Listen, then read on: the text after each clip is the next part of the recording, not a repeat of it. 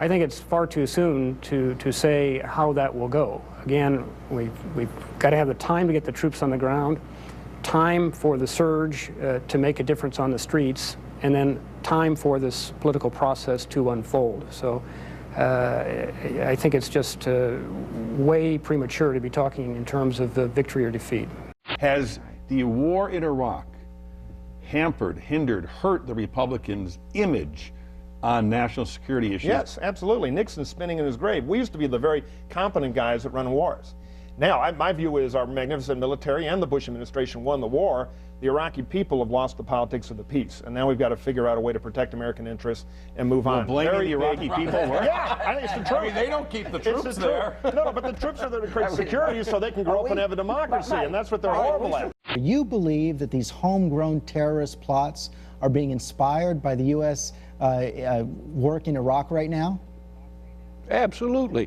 George, they are inspired by them all over the world. Our presence in Iraq, our occupation of Iraq, gives these people inspiration. There was no Al-Qaeda in Iraq. We don't even know how many Al-Qaeda in Iraq right now. For instance, we think a couple thousand. They'll take care of Al-Qaeda. They'll get rid of Al-Qaeda. Our presence in Iraq is inspiring them to recruit people all over the world. So this is the problem that we have. So you're convinced that Congress is going to move again to get a timetable for withdrawal in September if the benchmarks aren't met, even if General Petraeus, as we've been hearing, comes to the Congress in September and says he needs more time? He has an awful lot of credibility.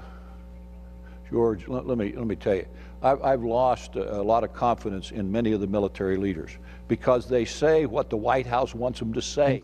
They're beginning to talk about a long-term presence in Iraq along the lines of the model of our troops in South Korea. To many, it's an analogy that doesn't really work. The training's been going on for so long.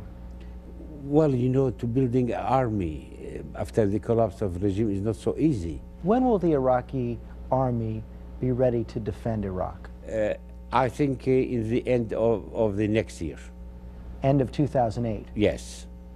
The polls that we've done show that the bulk of the Iraqi people do believe are now against the occupation of U.S. forces. I don't think so. The majority of Iraqi people are for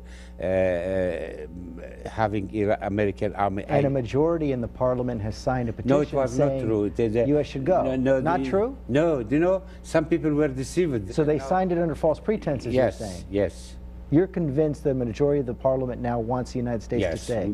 So far, Iraq is not immigration. In other words, the Republican base has not abandoned President Bush on this issue. But the candidates and the Republican elite, if you will, is desperately worried that they will head into 2008 with Iraq still on the table. So I think clearly what they're trying to do, and David's interesting piece this morning in the New York Times making the analogy to Korea, this isn't remotely like Korea. Korea is the world's most fortified boundary. Iraq is chaos, neighborhood by neighborhood.